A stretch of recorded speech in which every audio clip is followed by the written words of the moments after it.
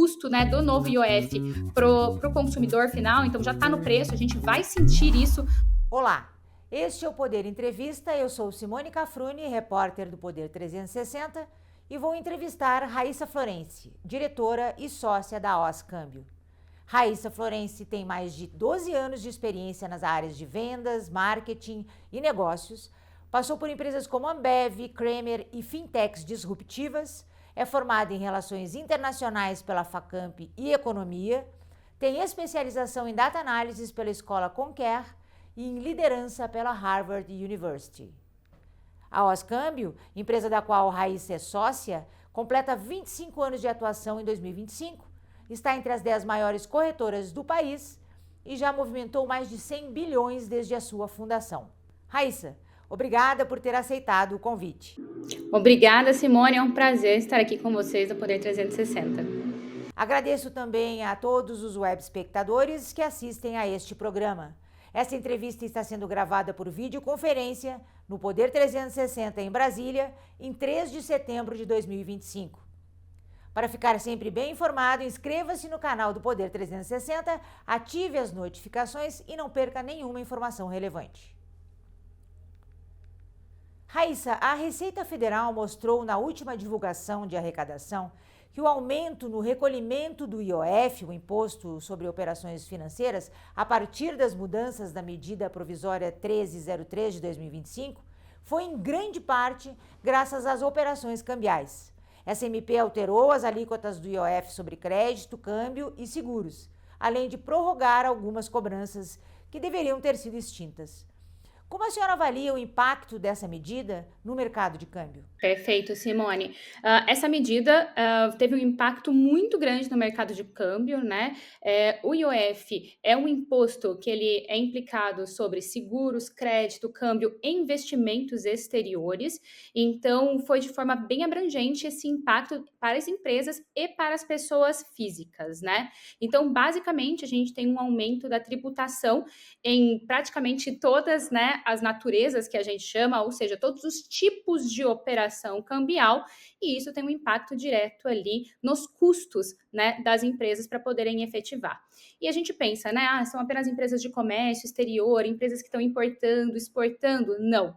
Basicamente, todas as empresas brasileiras hoje têm algum tipo de pagamento. Então, pagamentos de software, algum tipo de fatura internacional, pagam invoices e foram, sim, afetadas, né? O governo estimava ter uma arrecadação de mais de 10 bilhões de reais por conta do ajuste da tarifa de IOF. E, basicamente, né, 80% dessa arrecadação espera-se que venham das operações cambiais.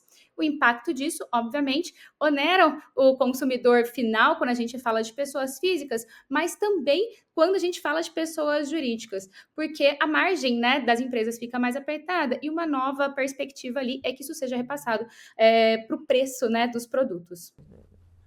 O aumento e a instabilidade em torno do IOF refletem uma falta de previsibilidade fiscal no Brasil, o que tem impacto direto no câmbio, crédito e remessas. Na sua opinião, qual o custo dessa instabilidade para as empresas, para os investidores e os consumidores?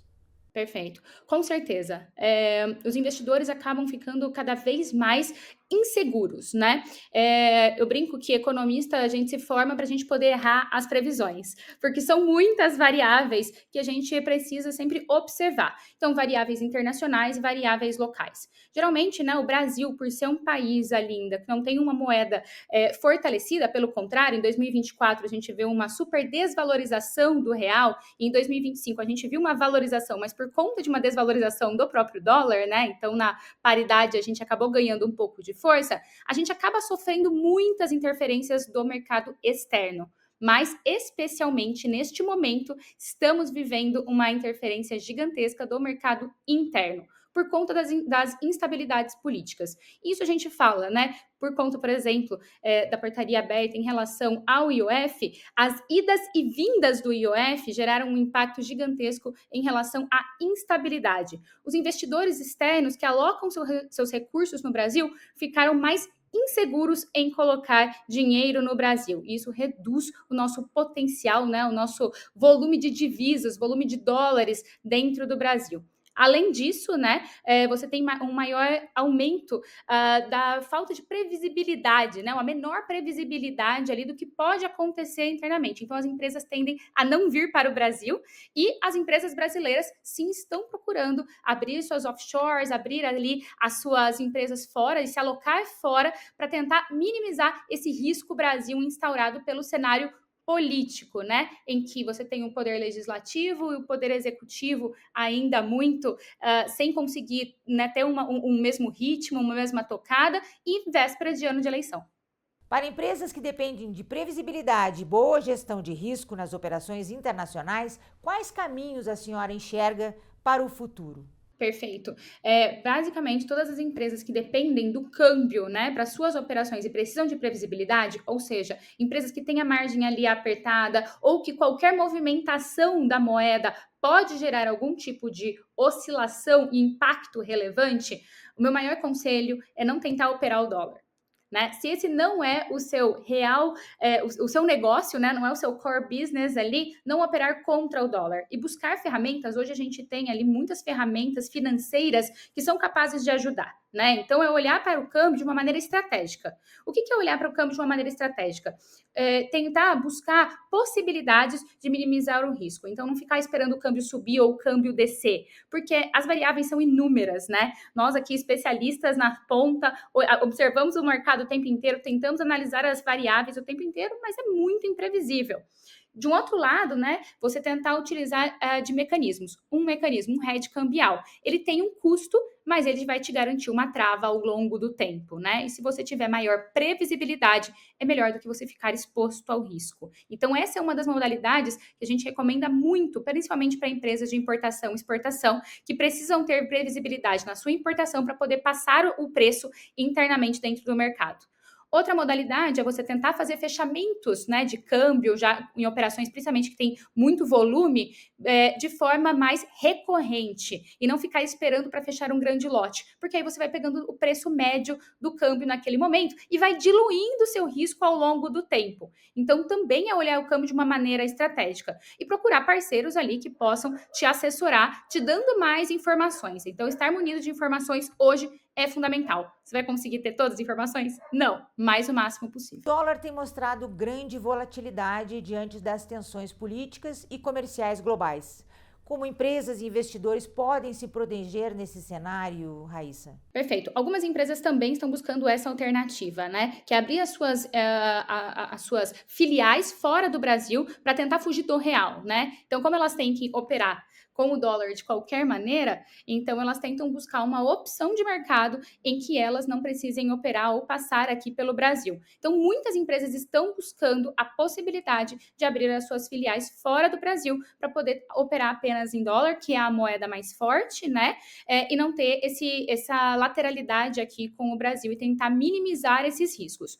Outra possibilidade são empresas que buscam um investimento, né? Ou seja, contrair uma dívida internacional, que é o que a gente chama de carry trade, que a empresa pega uma dívida internacional a um juros muito baixo, traz para o Brasil e fica munida de caixa aqui, né, e aplicando no Tesouro Direto, e a nossa Selic está muito alta, né, então a nossa taxa de juros brasileira está muito alta, e em alguns momentos isso também vai fazer muito sentido. Então, essas modalidades financeiras acabam apoiando as empresas a poder ter mais caixa e previsibilidade, e se blindar um pouco dessas oscilações.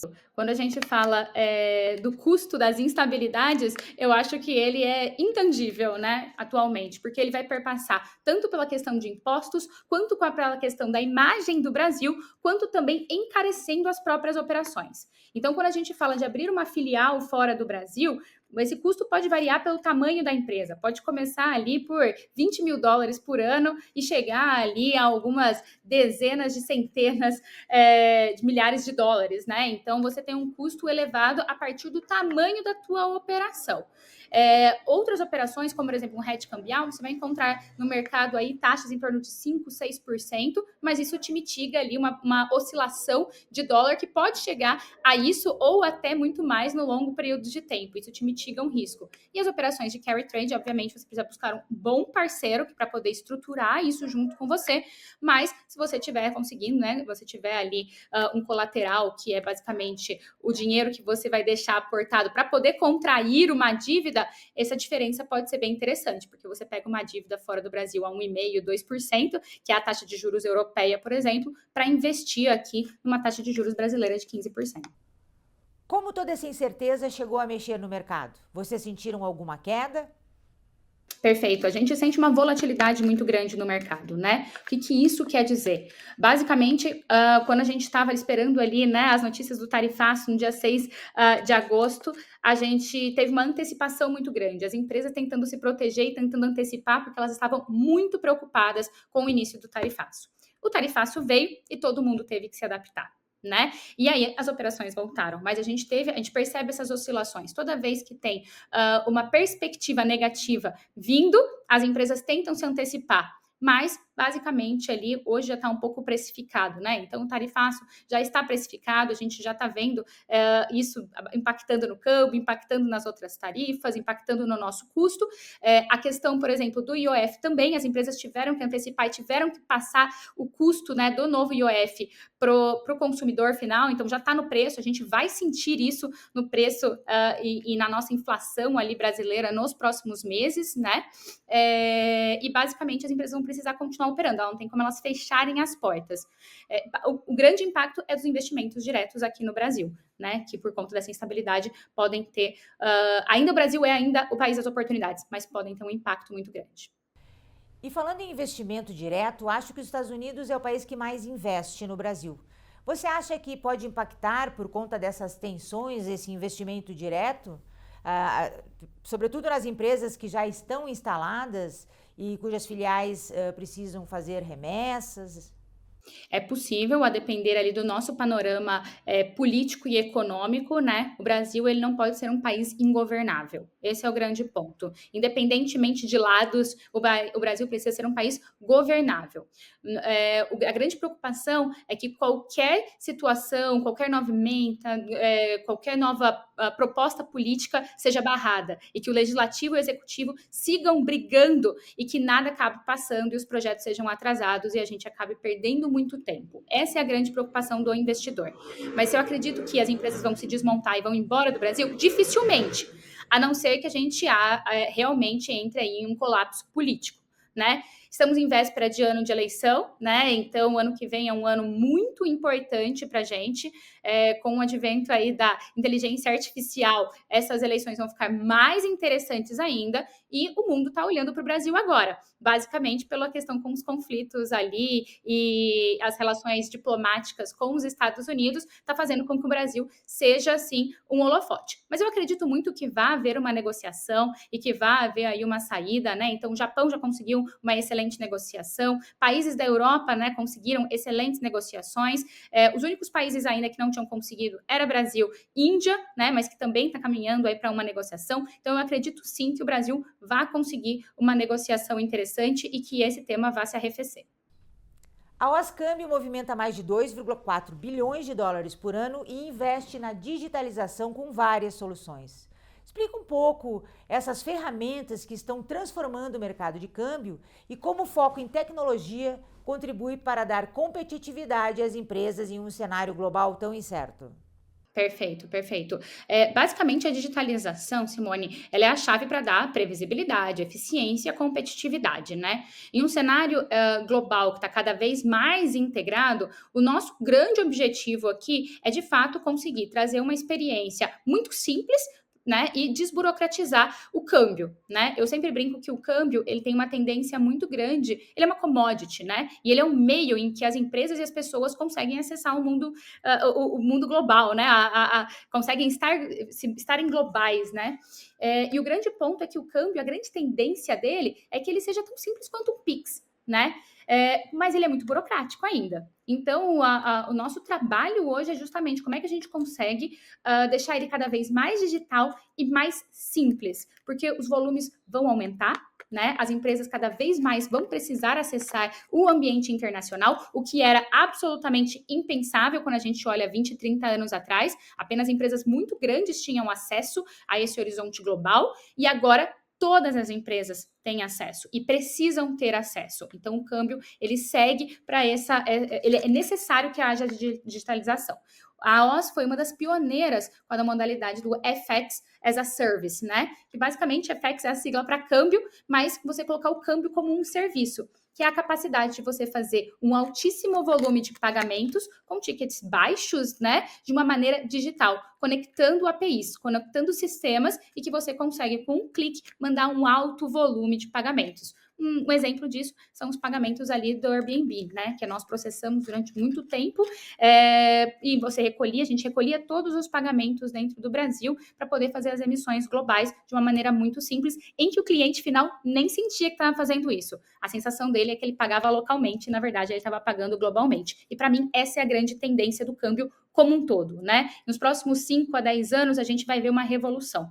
Além disso, a gente quer dar para os nossos parceiros, né, mais plataformas, né, em que ele consiga se servir melhor, em que as taxas sejam cada vez mais transparentes, né? O mercado de câmbio tem aquele jargão que é os spreads altos, as taxas escondidas. Para a gente isso não existe, né? Não existe taxa escondida, porque não é aí que a gente vai, de fato, revolucionar e conseguir ganhar o mercado. Se o mercado de câmbio está digitalizando e todo mundo vai precisar, não adianta tentar ganhar em taxas escondidas. Então, a gente entrega a plataforma com taxas claras para os nossos parceiros, né? Em que eles consigam operar, fazer todas as suas operações, ter visibilidade das suas operações e previsibilidade com as taxas claras. Raíssa, obrigada por ter aceitado o convite. Simone, muito obrigada. Foi um prazer participar. Muito obrigada por esse bate-papo hoje. Agradeço também a todos os web espectadores que assistem a este programa. Essa entrevista está sendo gravada por videoconferência no Poder 360 em Brasília, em 3 de setembro de 2025. Para ficar sempre bem informado, inscreva-se no canal do Poder 360, ative as notificações e não perca nenhuma informação relevante.